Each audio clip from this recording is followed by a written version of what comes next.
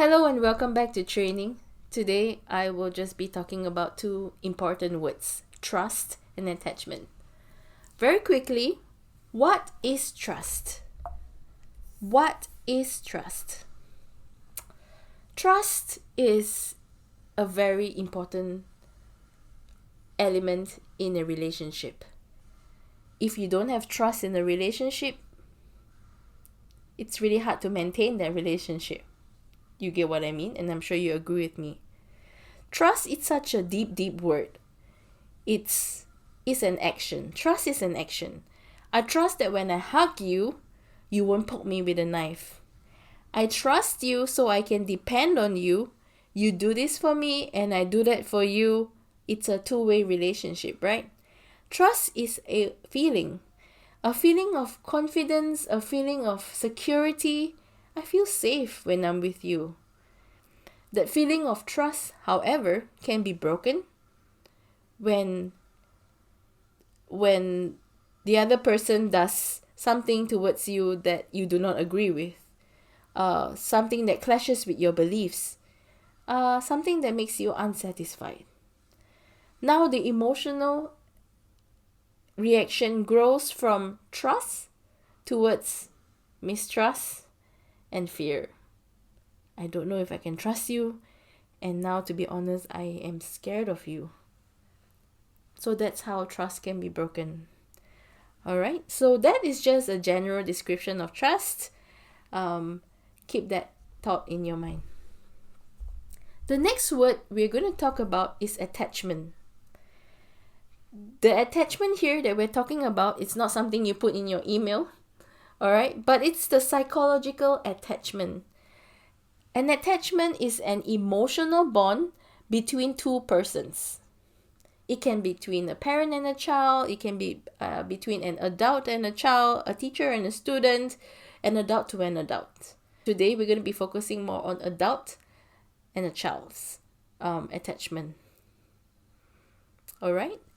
Children are born with the very nature to form relationships and to form an attachment. From birth, they will cry to be picked up because they want comfort. And when there is thunder and lightning, they will cry and run to the teacher and give them a hug, or just spending time with the teacher, talking to them about what they did at home and what their friends said about them, what they did with their family. That is an attachment. The early social studies shows that strong attachment at a young age will influence their adulthood. Whether or not they have the ability to form stable relationships with other people in the future. Meaning to say, the relationship that they have now with the adults will determine whether they have strong relationships when they grow up. That's how important our role as early childhood professionals is. Alright? So why am I talking about attachment? Betsy, why are you talking about attachment? How is this related to me as a teacher? Why is attachment so important? Here's a few reasons. I'm going to give it to you right now. For one, when children come back to school or after a long holiday, you will get to see children coming in different ways. Some will wave goodbye, some will cry, some will scream and yell, some don't want to get down from the car, some will hug their parents' legs like koala bear. You will need to know what to do so that you can help this group of children to cope. That's why we are talking about attachment today. Number two, attachment is important to look at when we are transiting children, so we understand what is needed for them to really trust and adapt in our center. What is needed to be done to build that relationship. Number three, for us to work with children and to give children the support that they need so that they will develop and grow strong relationships. There are 4 kinds of attachments, and this research is done based on how they study how children separate from their parents and how much stress children go through in that environment. Alright, so this study was done many years ago by John Bowlby and Ainsworth. They're both psychoanalysts, and this is called the attachment theory. Now, as I speak to you about the 4 different attachment types, just help to think about your experiences with children as we share along the way. Alright, so number 1, secure attachment. Generally, children in the secure attachment category, you will notice that they will seem a little bit stressed when they're going to separate with their family. They will cry a little bit, but they will still be able to say goodbye. Maybe they are still tearing, but say bye. And then they'll be alright in the 5-10 minutes. They will settle back into the center, maybe go for their breakfast. They'll be okay after that. Alright, and when their parents come to pick them up, they'll be like, Daddy, Mommy, and then they'll go hug their parents. They'll be happy to see their parents back. So this is what we call the secure attachment, which I think most of our children are. Okay? Number 2, ambivalent or resistant attachment. Ambivalent attachment or resistant attachment, okay? Ambivalent means mixed feelings. Mixed feelings means they don't know how to feel about it, so they just cry about it. Alright? You think about ambivalent resistant attachment means the child is always crying when the parent leaves and also still continue to cry for a long time. And when the parent come to pick them up again later, when the parent come to pick them up, when they see them, they cry again. They cry even more. Okay? So they cry because the child feels like they cannot depend on their parents to be there for them. This may be because maybe parents are very, very busy at home, very, very busy in general, working, or maybe they are just preoccupied with their own emotions. Maybe some parents are just emotionally unavailable for their children. And so children learn that I don't know whether I'm accepted and I'm loved at home, that they are confused in some sense. So they will try to get their parents' attention by being clingy. Please don't go, please. They are just so afraid to lose their parent. Okay? And they will be clingy. They will if they're older, they can speak. Maybe they threaten, I don't want you, or whatever they will say. So that belongs to the ambivalent resistant attachment. Number 3, avoidant attachment. Children with an avoidant attachment tend to avoid a parent and a complete stranger. Basically, this child, when you call and call and call, they will just ignore or avoid you. They'll go under the table and they will hide, like this picture that we see here. Okay, they will just avoid parents. They learn that their emotions will not be responded with care. Okay, so they use anger, frustration, or even being very, very scared when their parents return. They just suppress their emotions and learn to avoid. Maybe it's a result of abusive or neglectful parenting or caregiving. Alright, so they tend to run away when you call them, being avoidant. Okay? Number 4. Disorganized attachment. These children may display a mix of behavior. Kind of all over the place kind of child, confused. When the parents come to pick them up, they may avoid or resist, or they may hit the parent. Maybe due to inconsistent parenting, they will be screaming, yelling, just all over the place, very chaotic. Okay, because they are confused and just very messed up. Alright, I personally haven't seen number 4 before, and I haven't really seen number 3 type of attachment, avoidant attachment. The most common one is secure attachment, and maybe a little bit of number 2. Generally 1 and 2. I think because we live in a very good neighborhood, and parents generally are responsible ones that we see, which is good. You don't have to remember all this. Alright, so what I normally do is I will remember number 1, secure attachment, because that's an important and the most common one. And number 2, 3, and 4, I will categorize all of them as insecure attachment. Insecure attachment basically means that we need more work. All right? They need more time as well. Parents also need to work together with us to help them feel secure. So just remember secure attachment and the rest are insecure attachments.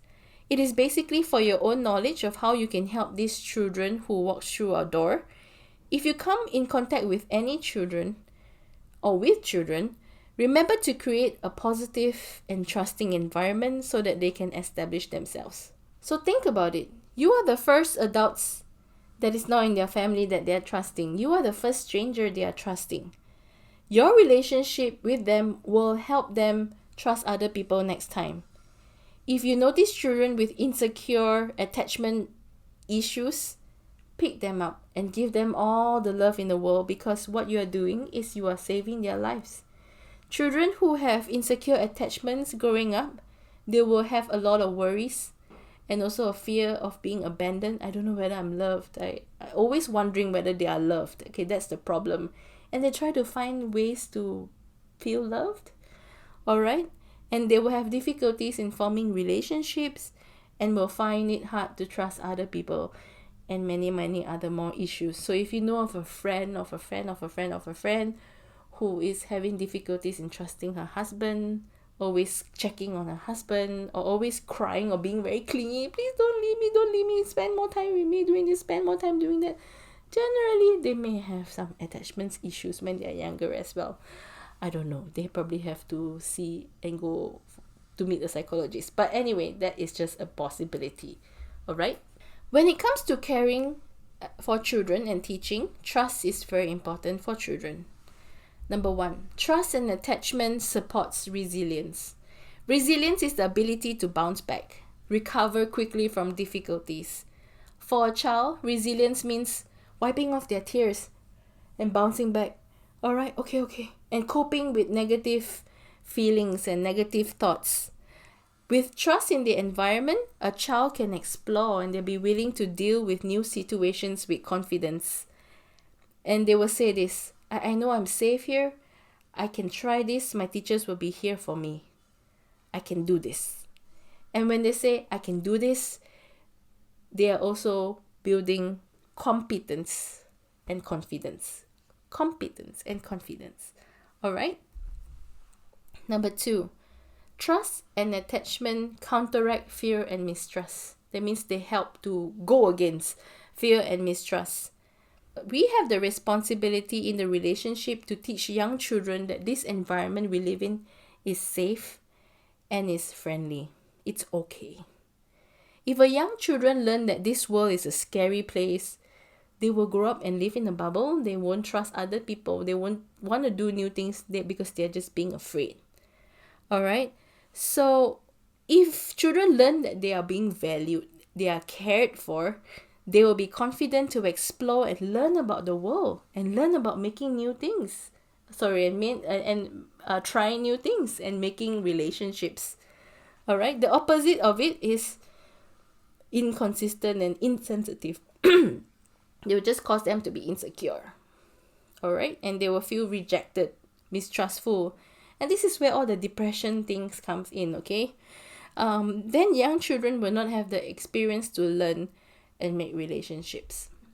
Number 3, trust and attachment build strong relationships. A good bond and a trusting relationship create a positive environment for the child to learn. When the child trusts you, they learn better.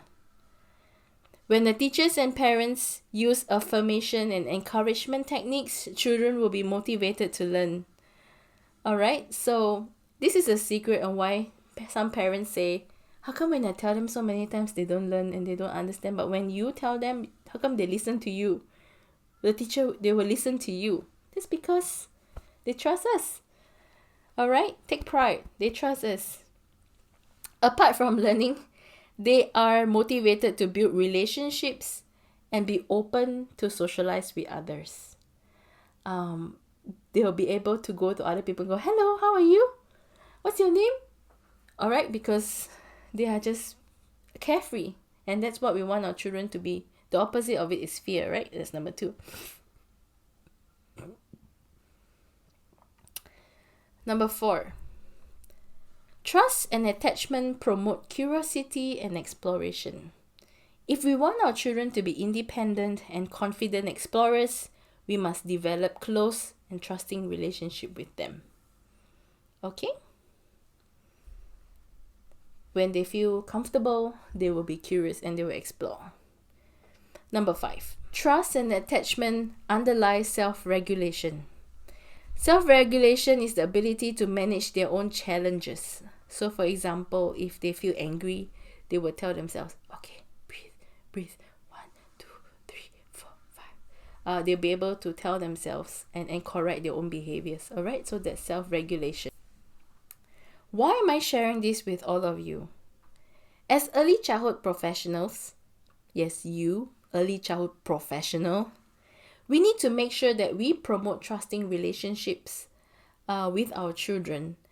And these are some behaviors we need to observe and change ourselves, because there'll be a set of things that I'm going to show you. And if we do all those things, then it will just cause mistrust towards the children.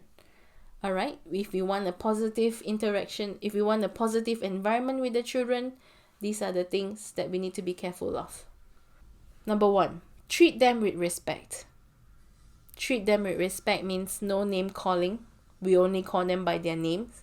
No labeling. And no sarcasm. No, do lah, good for you. Good, do more. Climb more, fall down, good for you. When a child comes to you and asks you, teacher, can I have a scissors? No, cannot. No. That is being sarcastic. And we don't do that here. Alright? Number 2, being sensitive to their needs. No leaving them to cry. They need you and they need your love and your hug. And they need to be assured that you are there for them. No depriving them from food, drink or play. Means do not punish them by not giving them food, drink or play, because these are needs. Number 3, give them positive physical contact. You can give them a hug, you can hold them, you can get them to sit on your lap. But no kissing, no hitting, no smacking. Number 4, responding to child's communication and talk. If they come to you asking you for help, if they come to you just wanting to talk to you, do not ignore them. That's not being professional. Number 5, talk and read to children. Either with many children or one-on-one. Talk and read to children. Number 6, sharing emotions. Acknowledging their emotions. Sharing emotions means you tell them how you feel as well. Okay? Acknowledging their emotions is when they are sad or when they are happy, when they are excited, when they are angry, upset, agitated, frustrated. You acknowledge their emotions and help them to problem solve. Number 7, you show interest in their play. If they are showing you something about what they have done, acknowledge that. And if they're asking you to play with them or showing you what they're playing, acknowledge that as well. Number 8, show, tell, and model them ways they should change. Don't scold the child for doing naughty things. We must make sure that we are role modeling them in every step of the way, showing good example for them. Okay? And a lot of explaining to them as well, on why we do certain things and why we don't do certain things, and make sure we don't do it. Number 9, give full attention. When the child is asking you for help, or when you are around children, give them full attention. Well, I hope you understood what I meant about trust and attachment. And the reason why I needed to share that with you is because I needed you to understand how important it is to build a trusting relationship with the children and to create that positive environment in the center. You make a difference. What you say, what you do, make a difference to the child and will leave a lasting impact. So be careful with what we say, what we do, and to make sure we give the children all the love that we have.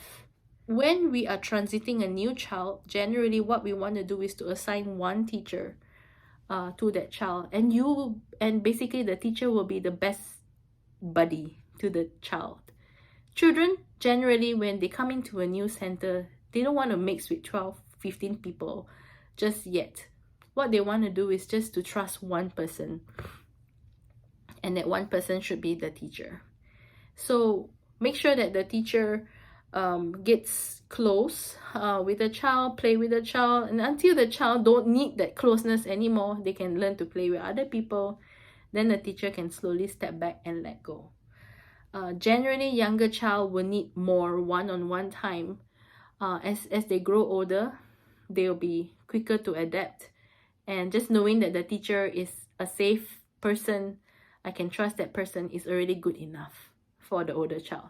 For the younger child, you kind of need to do more, still hug them, carry them around.